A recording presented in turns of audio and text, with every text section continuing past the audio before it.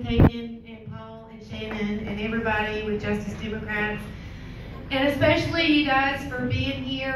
I want to talk about my story and tell you why it's important that all of these candidates are elected, because the people in West Virginia, our lives are dependent on your votes and voting these candidates and your donations. When you turn on your light switch, it's powered by the blood of my people. I was born a coal miner's daughter and granddaughter. Most of my family was in the coal industry. And what that meant to me was I was born in this community called Mullins, West Virginia, and I lived in this community called Iroquois. And we lived on a municipality. It was called the Sweeney Watershed. And I drank acid mine drainage when my mama brought me home from the hospital. She fed me with my bottle. Most of my family drank acid mine drainage. Our water was orange with a blue and purple film, had black specks. And until I was 12 years old, I thought my hair was red until my stepdad got laid off in the coal mines.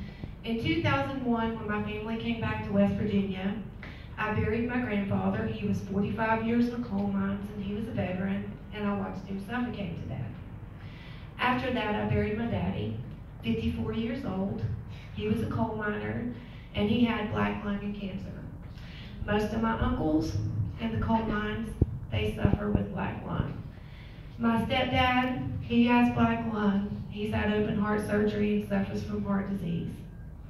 And when I came back, I was still a coal miner's daughter, and still that started happening to my family.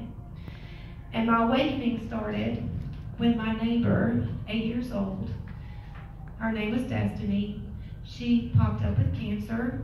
I started asking questions and they said it was environmental and nobody had answers. In the adjoining town next to mine, there was another little girl that got the same type of rare bone cancer. I found out about slurry impoundments, found out about mountaintop removal, found out about slurry injection. And so let me explain to you what those are. Coal slurry, they clean the coal with a couple hundred chemicals and it creates this byproduct. And they have to get rid of it. So they get rid of it two methods. One is these big earthen dams that they have no lining.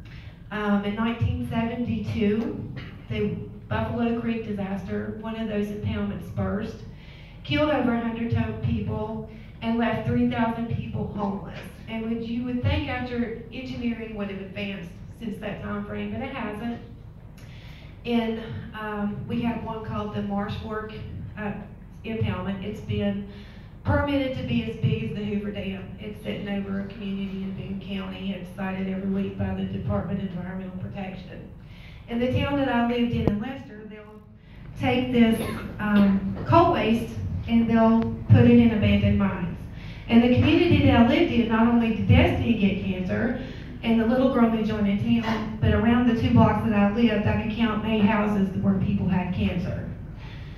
So, I was a proud coal miner's daughter, but I'm also a single mother, and I'm a proud Appalachian woman, and I'm not going to worship a black rock and give them my children, because I worry every day if my children will get cancer, so I got mad as hell and I got active.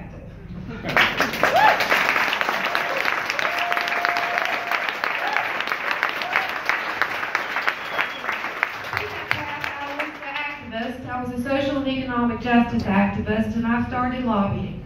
I started going around the country and begging people to help us. I done everything I could. Then, part 2 of my awakening, Jim Justice, one of the biggest polluting coal barons in West Virginia, became my Democratic governor. He's mountaintop removal mining next to my house and putting silica dust in my kids' lungs every day. Part 3 of my awakening is my opponent, Joe Manchin. He is one of the biggest corporate polluters in West Virginia.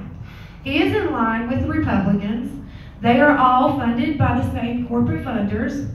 His top donor, the coal industry. His second top donor is Mylan Pharmaceutical. His daughter's the CEO. And we're dealing with one of the largest addiction epidemics in the nation. The last time I met with him, I'm a single mom. I'm a poor coal miner's daughter. I heard he was going to be in Charleston, West Virginia, hosting a town hall. He had already told my colleagues that if we didn't like it, we could primary him and we could vote him out. I thought one last time I would pay an IOU at the tolls after getting off work, and I would go beg my senator for clean water, clean air, and prosperity. When I got there and talked about my heartache, and talked about the people in the coal fields, and told him we wanted clean and safe jobs, he said we would have to agree to disagree. Well, disagreeing is no longer an option. He used to call me baby and darling and sweetheart, until I started running after his seat. I finally had a name.